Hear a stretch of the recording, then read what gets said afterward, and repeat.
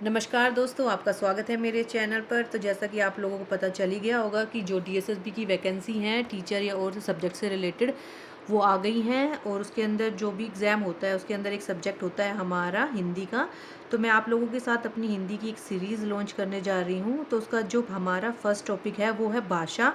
तो आज की वीडियो में मैं आप लोगों को बताऊँगी कि भाषा क्या होती है और उसके क्या क्या रूप हैं।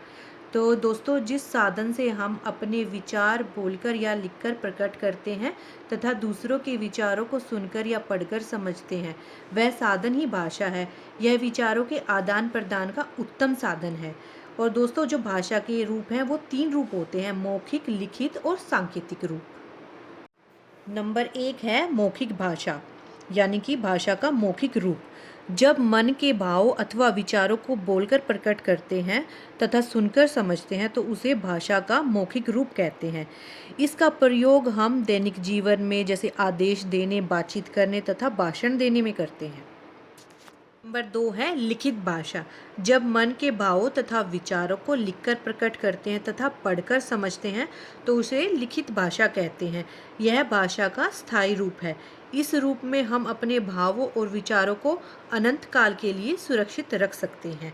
लिखित भाषा के उदाहरण: समाचार पत्र, पत्रिकाएं, कहानी, लेख, ईमेल, एसएमएस, ब्लॉग, निबंध इत्यादि।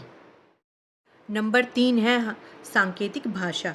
जब व्यक्ति अपने विचारों को संकेतों के द्वारा प्रकट करता है तो इसे भाषा का सांकेतिक रूप कहते हैं। उदाहरण: चौराहे पर खड़ा यातायात नियंत्रित करता सिपाही, मूक बधिर व्यक्तियों का वार्तालाप आदि।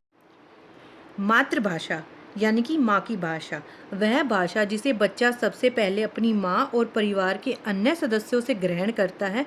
जैसे किसी बच्चे की माँ पंजाबी बोलती है तो बच्चा पंजाबी सीख लेता है, और यदि वह बंगाली बोलती है तो बच्चा भी बंगाली सीख जाता है, और इस प्रकार से यह उसकी मातृभाषा बन जाती है। जिस भाषा का प्रयोग पूरे राष्ट्र में होता है उसे राष्ट्रभाषा कहते हैं।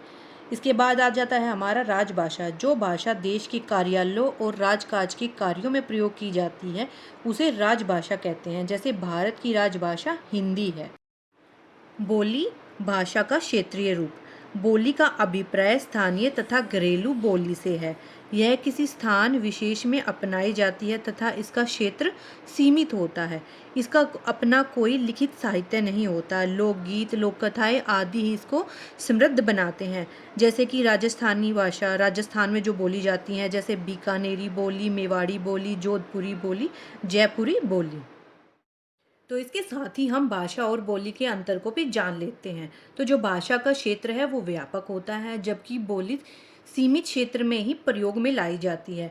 भाषा का अपना लिखित साहित्य और व्याकरण होता है, जबकि बोली केवल उच्चारण तक ही सीमित होती है।